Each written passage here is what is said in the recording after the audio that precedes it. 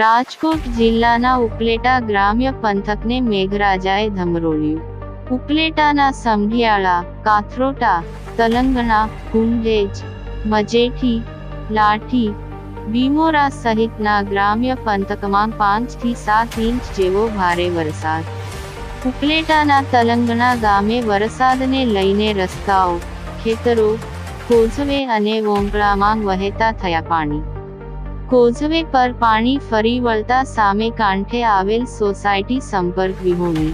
સોસાયટીમાં આવેલ સરકારી શાળાએ જતા બાળકોને ફરજિયાત રજા રાખવી પડી। તલંગણા ગામના ગ્રામજનોએ કોઝવે ઊંચો લેવા કરી માંગ। ખેડૂતોએ વાવેતર કરેલા મગફળી, કપાસ, એરંડા અને સોયાબીન જેવા પાકો પાણીમાં ગરકાવ થતાં નુકસાનની ભીતિ। ચારો તરફ પાણી ફરી વળતાં સરોવર થઈ ગયેલા ખેતરો થયા જળબંબાકાર। ક્યાંક ખેતરોમાં કરેલા પાળા તૂટ્યા છે તો ક્યાંક ખેતરોના ધોવાણ થયા છે, જેને લઈને ખેડૂતોને ભારે નુકસાની। વરસાદને લઈને વાતાવરણમાં ઠંડક પ્રસરી।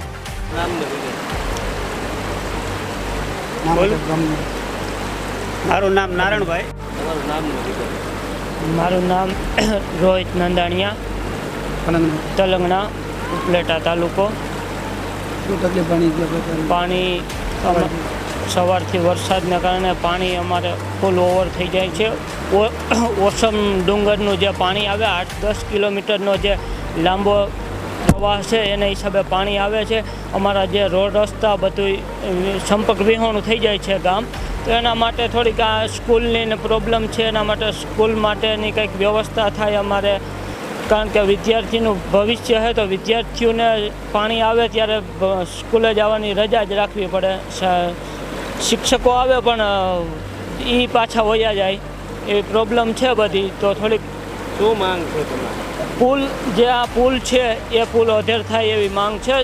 ટૂંકમાં તંત્રને, ધારાસભ્ય, સાંસદને બધાને રજૂઆત કરેલી છે, વહેલાસર થાય એવી અમારી અપેક્ષા છે।